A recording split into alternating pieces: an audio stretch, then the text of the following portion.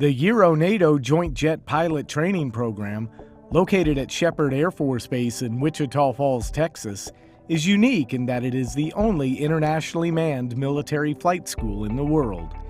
Experience ENJJPT documents the program through the eyes of its students. At the very beginning of training, we take brand new students and teach them that coalition operations are not only expected, but are inherent in what we do in warfare.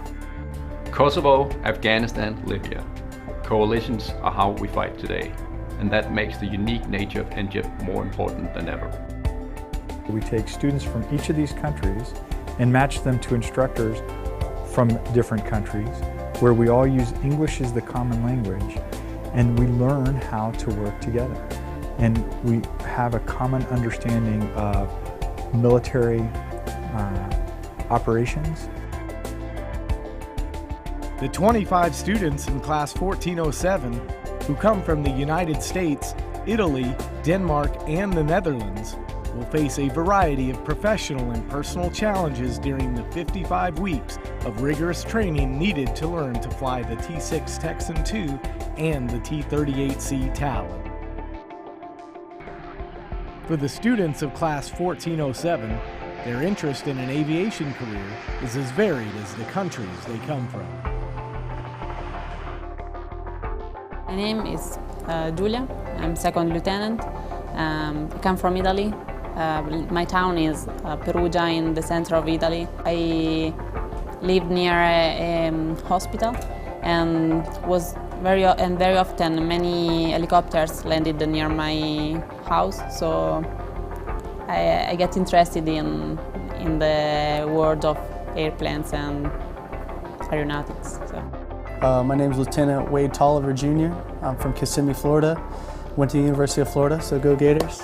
I grew up a military brat. My dad's a pilot, so I kind of just following in Dad's footsteps. And I love the military life. I got to move around as a little kid, lived in a bunch of different countries. I think I moved around about 14 times.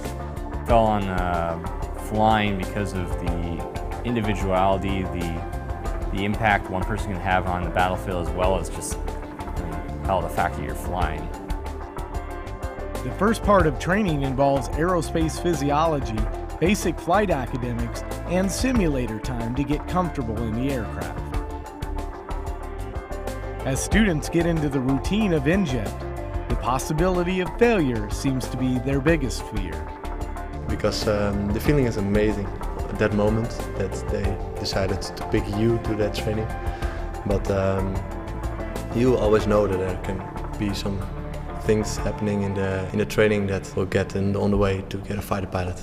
We talk a lot about not letting ourselves down. I guess that's my main motivation. I don't want to let myself down. I've worked a lot to get here, and I really want to succeed. No one likes to fail, so and here in an environment like this where it's very stressful and long hours, it's almost inevitable. You're going to fail at something. You know, no one's perfect, but also use that as motivation. So to be better going to bed than you were when you woke up that morning. Like that cliche too. Yeah. That's good. When they first get here, they're always nervous no matter how calm they seem. And so now we're at a point now where we can see the beginnings of their personalities, their natural selves coming out. If you don't learn partnership, if you don't know how it works, then you don't trust each other. And if you don't trust each other, you don't get the mission accomplished. The Euro-NATO Joint Jet Pilot Training Program was established at the 80th in 1981, which really constitutes a direct link to the German Air Force training that preceded it. Since that international culture of interoperability already existed here for so long, ENJJPT really was just a natural transition. One of the major objectives of ENJJPT is strengthening relationships inside the NATO alliance. When you train 55 intense weeks together and you have your highs, you have your lows, and have to live through that, you understand how not only your national friend sitting next to you, but other nations, how they basically deal with that. NATO is oftentimes going to be that organization that brings us together, and so now we can start early developing the relationships and setting that foundation that facilitates working together later on. For the pilot trainees in Class 1407, the combined operational exposure at ENJJPT begins the process of building relationships. Right now they're just learning to work with each other in a student level, learning and growing together in the initial phases of their pilot training career and their aviation careers. But later on they're going to be going to war together, and so the relationships they build here, the abilities to work together with different NATO countries are going to pay huge dividends later on when they're going to war together. We're with 4 countries. We're with Americans, Italians, Dutchies and the Danes. And it's a good thing because we're going to see each other again at international exercises, and we'll go to combat together. So I think it's really cool that we also train together. All of our operations and the way we operate is based on NATO operations, so what we train here. And in that sense it's nice to go over here and be together with all the other NATO countries, train this to the same standards. From senior leaders down to the student pilots, learning partnership at ENJJPT eases the transition into real-world NATO air operations. After my first instructor tour at Sheppard, I was stationed in the headquarters Air North in Ramstein. And the same was with the Bosnia crisis. I was in the Vicenza chaos. And with the same people you work with either in Ramstein or at Sheppard. And when you know somebody, it makes work easier and communication goes much faster and more efficient. I have been to Lithuania for NATO air policing mission in 2006, and also I flew in Unified Protector for Libya in 2011. We all know ENJJPT starts with the partnership. We start trusting each other, and once coalition force is needed, then we again come together, do our best throughout our mission. I knew that there were going to be a lot of international guys here, but I didn't really understand what that was going to mean for us and the possible ramifications later on down the road in our careers. You know, and I still don't right now because we're still at the very beginning of this. Being part of the ENJJPT it increases your exposure to how global every threat is, and truly how much having an ally in a war situation is important. Each country participating in ENJJPT contributes to the cost of running the school. Now there's 2 ways to think of the shared costs. There's shared costs in financial resources, there's shared costs in personnel. So what we do for the funding of the program is each country pays a portion that's commensurate with the number of students that we push through to the maintenance of the aircraft, the fuel, and things directly related to the flying program. Personnel-wise, we have a different formula that we use so that each nation is providing instructor pilots to the program that represents their share of the students that they're putting through. And everybody's joining this program, they know that the quality is high. And then sometimes I use a metaphor to say, if you like a cheap hotel, hey, you're gonna save some money for sure. This is a 5-star hotel. Actually, you're saving money for your future. We will not see single nation involvements, at least from the NATO side. There will be always coalitions going and standing together and working on behalf of the United Nations, on behalf of NATO to get things done. So the basis for those operations, the understanding, the capability to grow together and work together and be successful together, that starts right here.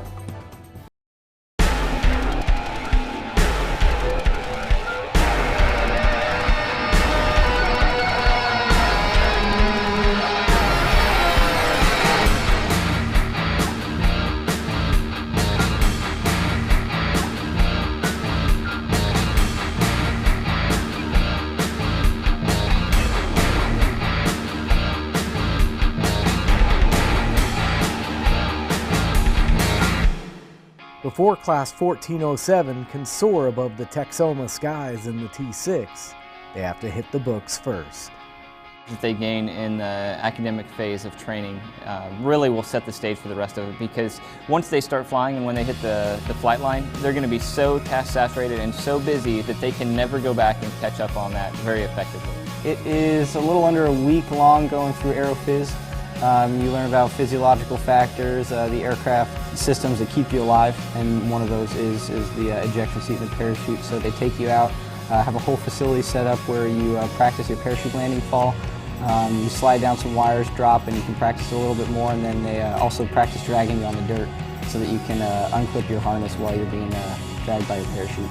The T-6 phase, in number of hours, flying hours, we get to about 104 hours on the T-6. Why is that? Because we have very good simulators these days. We got the UTDs, that's actually only kind of a mock-up.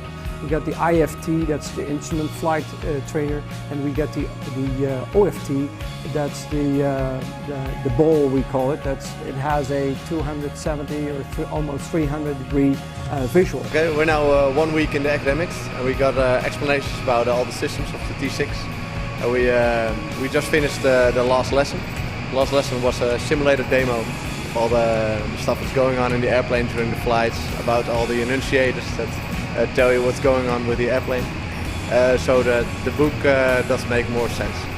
It was awesome. I mean, you get in there and it's fun to actually flip a switch and see the lights happen. I mean, we have posters at home where we can sit and look at it and push it, but nothing happens. But to get into an actual simulator where we flip a button and stuff happens, it's just one step closer to the actual plane. With the academic phase of training complete, the students finally get their first taste of the flight line. Typically on day one, when we start doing dollar rides, so their first ride in their first flight in the T6, they're usually pretty excited and usually pretty relaxed. A little bit nervous because they've never been in the aircraft before, but the expectations are so low that as long as they can start the engine and get us taxied out there, then that's pretty much all we're looking for. Just excited. We've been sitting in the classroom for the past 3-4 weeks. Just ready to finally get in the aircraft, know what it feels like. When I was walking out to the aircraft, I was pretty nervous. I've only been out to the aircraft once before then, and I knew I had to do all the outside exterior checks.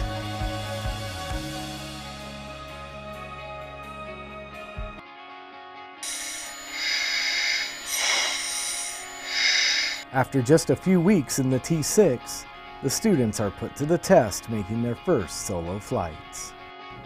It's very compressed as far as all the information they need to learn about the pattern, about the priorities, emergency procedures, all that stuff. That's why the very beginning of Phase 2 is we're very crunched for time, trying to ensure that they learn all this stuff so that they can go up and have a safe solo. So, how nervous are you? Gotta use the bathroom nervous. We shut the engine now, and my PO was trying to give me some advices how to face the different situation. Just the last tip that a great IP can give you. Because we don't have wings, but we are going solo. So a pilot without wings. So you need some wings, and he was giving me his wings. I was a pilot in that moment.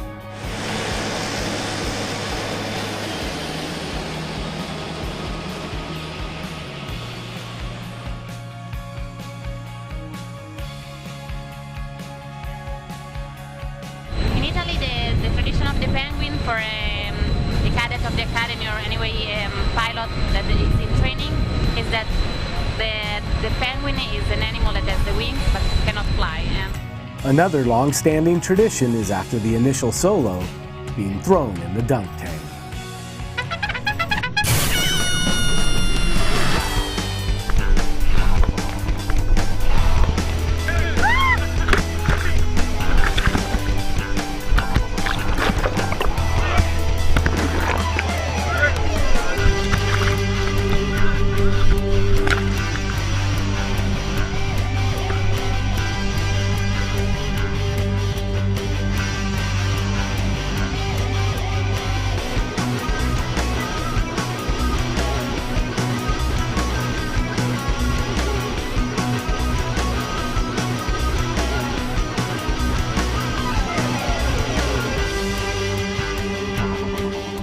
After over 100 hours of flight time in the T-6 learning the basics of military aviation, it's time for Class 1407 to move on to Phase 3, the T-38.